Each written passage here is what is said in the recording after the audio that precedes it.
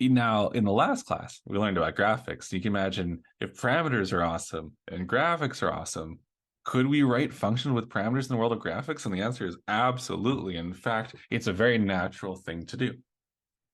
Code in Place is a very international class, so let's do something to celebrate that international aspect. Let's draw some flags.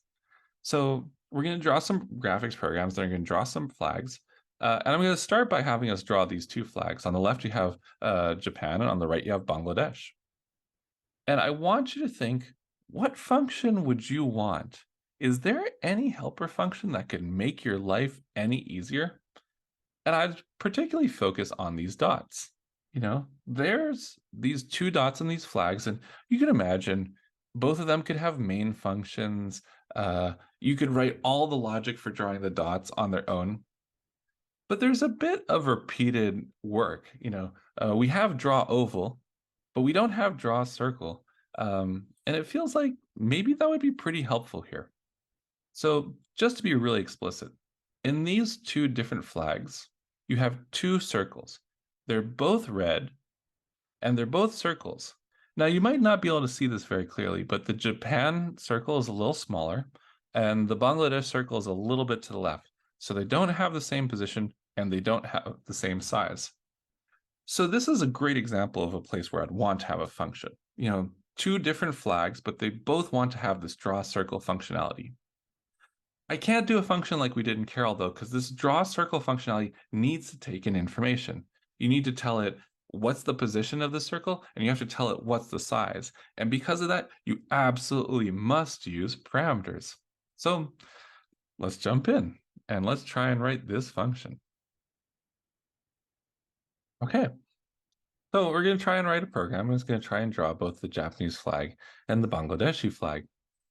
And as I said, we could do this without functions and without parameters, but it's just going to be so much more elegant if we use parameters.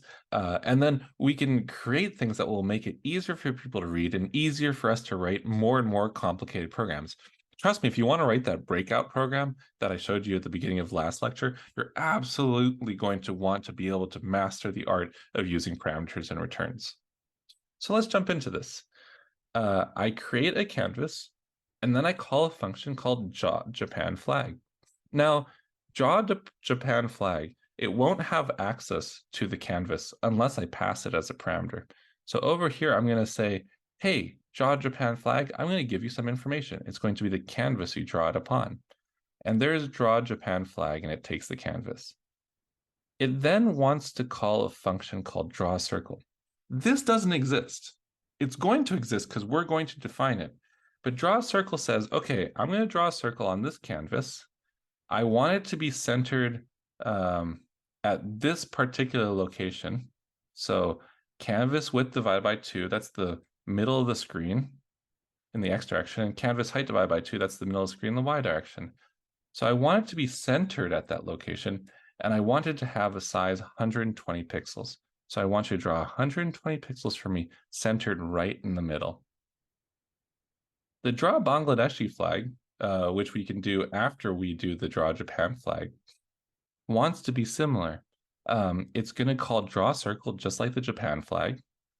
Instead of giving it exactly the middle, it gives a position slightly to the left. So instead of doing canvas width times 0.5, that's the same as divided by 2, it times it by a slightly smaller number.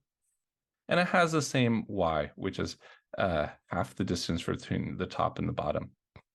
It's a slightly bigger circle, and both of them are red circles. So at this point, we see that there's a function we want. These two different flags want to have draw circle. The only problem is it doesn't exist. So if we try to run this program, we get a error that says like, hey, draw circle. It's not something that's defined. And that's where our work comes in. If you want to be able to use functions that don't exist yet, you have to know how to define them.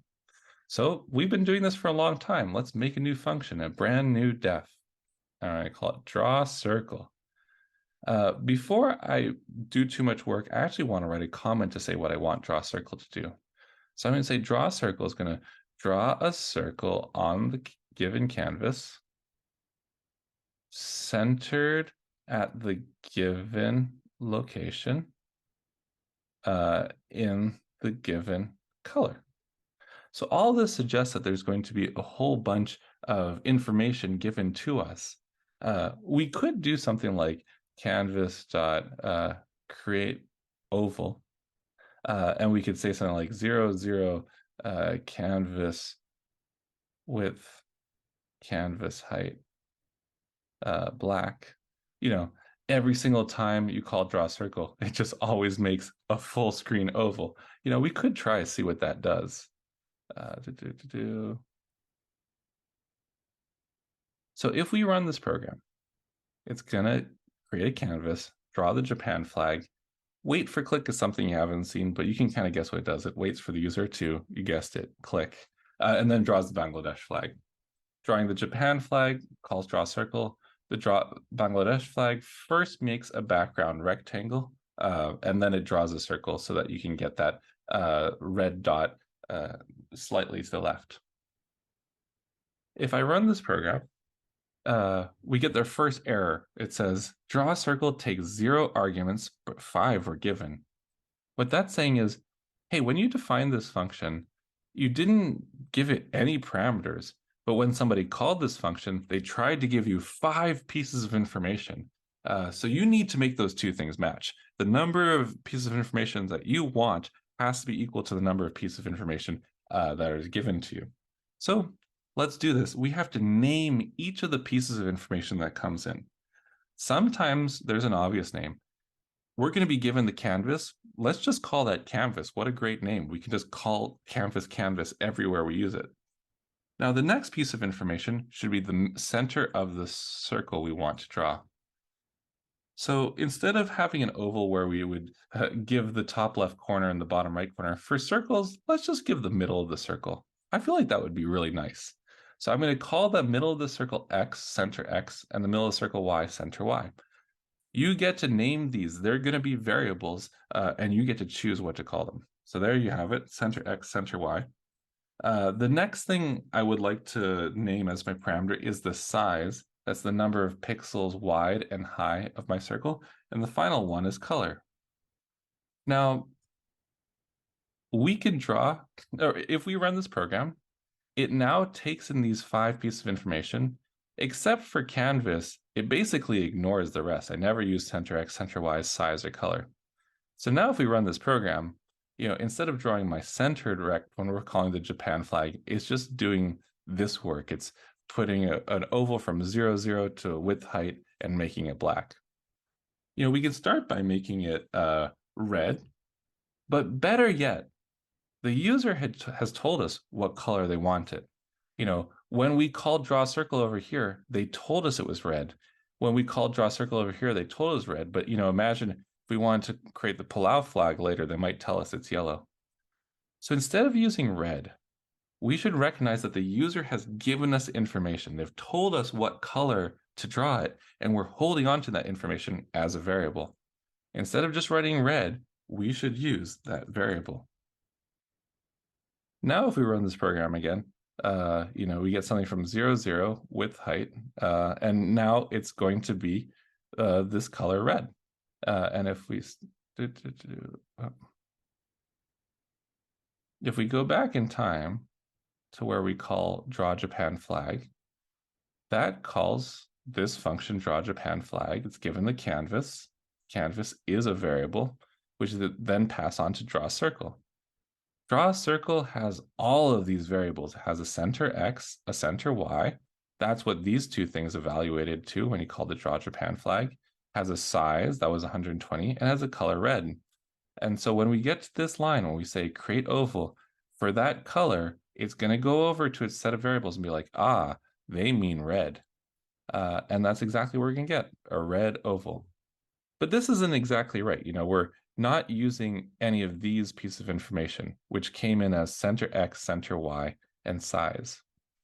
What we could do is we could define a couple helper variables to make this task easier. Let's say there's the left X of my circle, and let's make it equal to center X.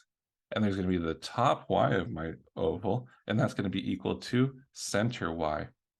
And then we need to say the right position. As you recall, when you create an oval, you give top, left, top, right, and bottom. And so we're going to have to figure out what each of those things are. Left x plus size. The bottom y could be equal to the top y plus size. And this looks pretty good. Instead of using these hard numbers, I can give variables. So we can say right x, and this is going to be bottom y.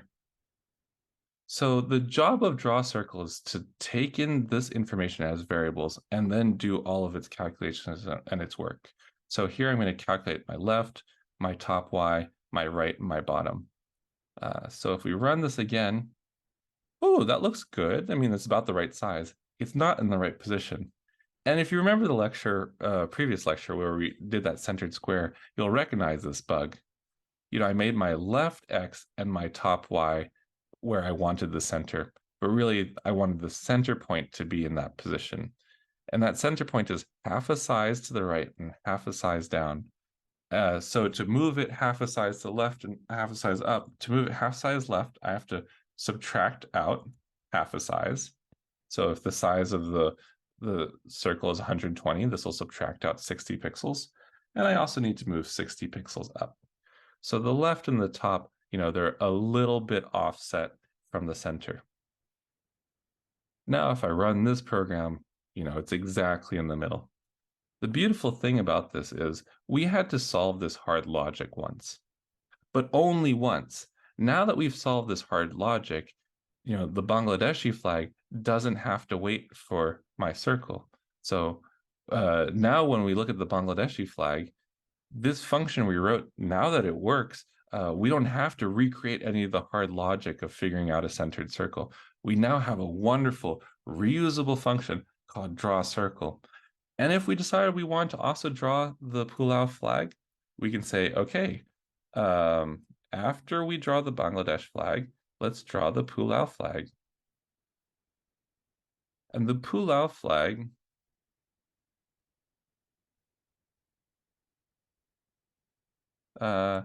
it's going to look a lot like some of these other ones. And now that we have this so helpful function called draw circle, which by the way, you can use in any of your programs, drawing the Pulau flag is as simple as saying, okay, I'm going to make a background that's Dodger blue. That's this type of blue. And then I'm going to draw a circle. I'm going to draw a circle in the same position as the Bangladeshi circle. So 40% from the left side of the screen in the middle of the y-axis. It's going to be the same size as the Bangladeshi circle, but this time I'm going to pass in yellow for the color. So that's the Japan flag. There's the Bangladesh flag. And draw Pulau flag. Oh, it's complaining. This is a common mistake. We're all going to make this mistake at some point. Type error. Draw Pulau flag is missing one required argument, canvas. Now, canvas is not something that this function will just know about. The functions only get to see their parameters. They don't get to see variables in other functions. So if you want draw Pulau flag to see this canvas, it has to be passed. It's the only way that we get information from one function to another in code in place.